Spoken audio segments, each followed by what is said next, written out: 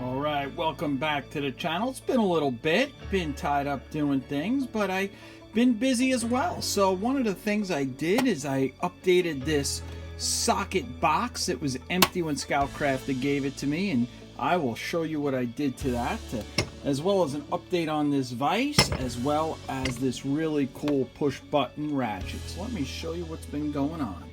So in the last video, I showed you a tool that at the last tool swap meet, we were kind of playing a game with Bruce and asking him, to guess tools because he knows what every tool's for. And I had posed the question to you guys of what this tool was, and there was a lot of interesting responses, but a bunch of you got it right.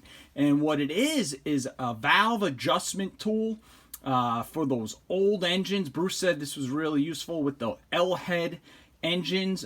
So congratulations to the guys that got it right. A bunch of you did. This dates back to probably around the 50s, I want to guess. And it was made by a company called None Better. If you remember that tool brand, you'll still see them out there. And one of the guys that got it right was Don's Engine. If you haven't seen his channel, check him out. He does some really cool stuff, and I enjoy watching him. He's always fabricating something, and he's got a really cool lathe and always working on stuff. So check him out as well. All right, the next update from the last video was around this really nice vise I bought at the swap meet for 20 bucks, and it's a Beauty Craftsman, but I wasn't sure who made it for Craftsman. And a couple of you got back to me, and my assumption was right, that this number 506 indicates that this beauty was made by Colombian for Craftsman back in the day, around the 50s, I wanted to say. So another quick update there. And then the last video, I also shared this with you that I picked up for $5, this nice Her brand. And what I liked about it so much is that it had this push button on it. But one of my concerns with it was that it just had way too much play in the anvil. It was like literally like a swivel socket on there. So David Coates, good buddy of the channel, reminded me that you could shim these. And what I did is I took it apart and I just basically found a washer, put the correct diameter in it, how to put it in the lathe, drill a hole through that, and then through a lot of sanding, got it to the right thickness, and it works great now. Listen to it. Works good. And check out the play now. Is that not much better or what? I mean, look at that. Now, when you do put a socket on it, it gives you a little bit more of that play, but that's just, normal and par for the course, and it's a huge upgrade. So if you never did that before on some of these ratchets, a shim will do the trick and take the play out on some of these older ratchets. And the other thing I should have mentioned is I did have to straighten out the plate here because it had a slight bend in it, so the Dake made quick work of that. I think what happened is just because it, the reason it was off so much is somebody really bent it, and that's what caused all the wear and bend over many years of use. All right, and then in the last video, I showed you this SK case that Scoutcrafter picked up for me. I said, if you get to that swap meet before me and see anything SK, grab it for me. And he did. He picked this up, but it was empty. So I took it home and I cleaned it up, and I'll show you what I love so much about this one. All right, so what I did is I was scraping and scrounging, and I put together a beautiful metric set. And I don't have one that's like this. I'm not sure if anybody does. This might be unique. I'm not sure there was ever one quite with these sizes. This is all 12 point. The shallows and the deep, and it's metric. And as you know, you don't see old socket sets. They're very hard to find that are in metric because they just weren't popular. This is probably from the 60s. This actual case, obviously these sockets are more modern, probably closer from the 80s from what I could tell on most of these, and some of them maybe even a little bit newer. And then I picked this ratchet up for 10 bucks not that long ago when I was up in Jacktown, and I just gave it a quick clean, lube and grease, and she's a beautiful set. She goes from 19 down to 6 mil, all 3/8 drive. And then she goes from 10, 11, 12, 13, 14, 15, 17, and 19. And that's the common size of a metric set. I just never seen one in this package. Now take a look at the size of this socket set compared to the one below it. And they actually have the same exact sockets in it. So look, this one is so much smaller.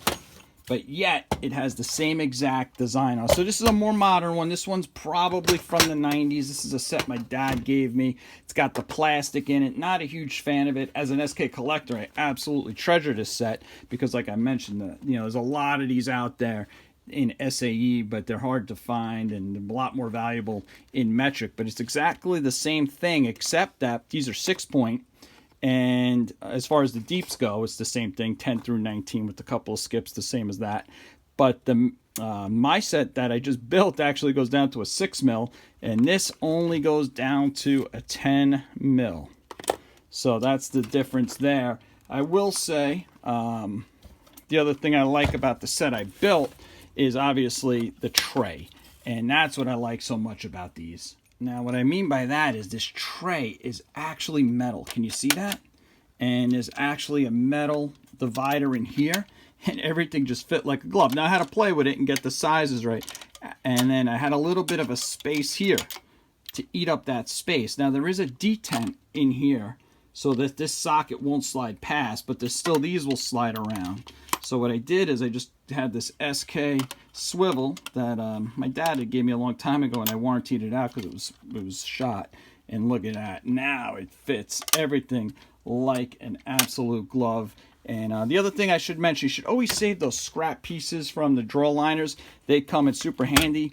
You just measure it, cut it, and then sometimes cutting these angles is really tough, but it's not. You just lay it in there, and then you take something and you rub it on top of the actual matting. It puts a crease in it, and then you just with your razor blade slice the line where you need them, and it fits like an absolute custom piece.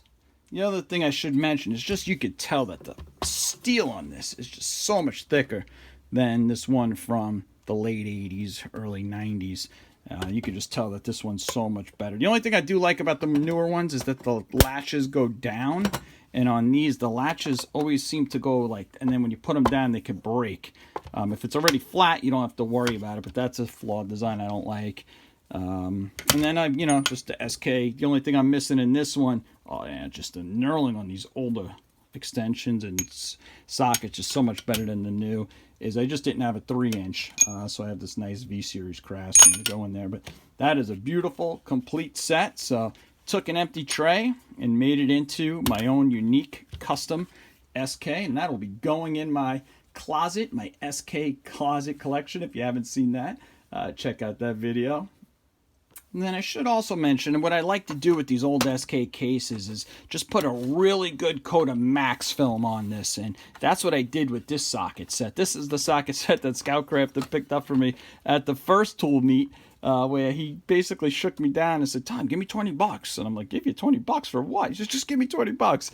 And then I said, "All right." And I pulled out $20 and he handed me this beauty. Now, this is an SAE set, but it is absolutely gorgeous. And I really didn't need to do anything with this but protect the actual top. And you can see over the years how the colors varied so much too with the SK, being that they were sold and they were owned by so many different companies. But that's eventually what I'll do with this. Is I always like to clean them. I like to leave these cases in their original condition. I have restored some of them in the past, but if there's even remotely enough paint, I like to just preserve them. I clean them really good with WD-40 like I did with this one, and then eventually it'll just get that nice coat, let it dry for a couple days, and it'll be good for another 100 years. And then while I was digging around in there, I just found one of my favorite sets, and this was my dad's. He bought in the late 60s, and this is a 1/2-inch drive, and it, for a couple reasons. Look, this 1/2-inch drive is the same size as these more modern 3/8 drives.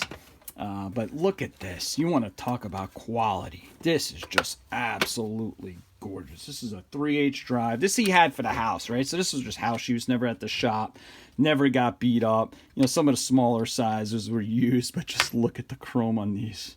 Look how they made these. Now, when he gave this to me a few years ago, I gave him a good cleaning, but I mean, they just don't make the beautiful stuff like this anymore. My goodness, is that gorgeous. So, same thing. I just lined it, cleaned it, and this, listen to this.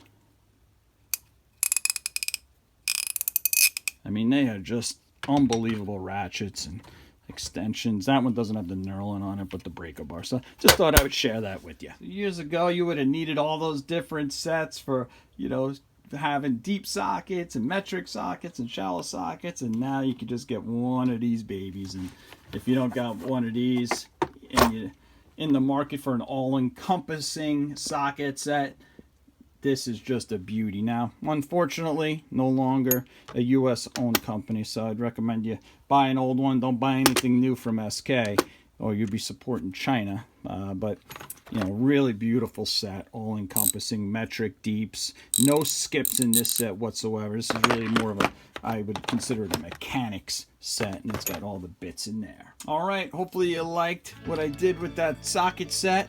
Hopefully you liked how I kind of tweaked this and learned a couple of other things as we went through the video today. Got some more coming out. Picked up an awesome toolbox recently. Wait till you hear the year on this one. It's an absolute beauty. Gonna clean up great, as well as still got a tool haul to share with you. So stay tuned, and I will see you in the next one.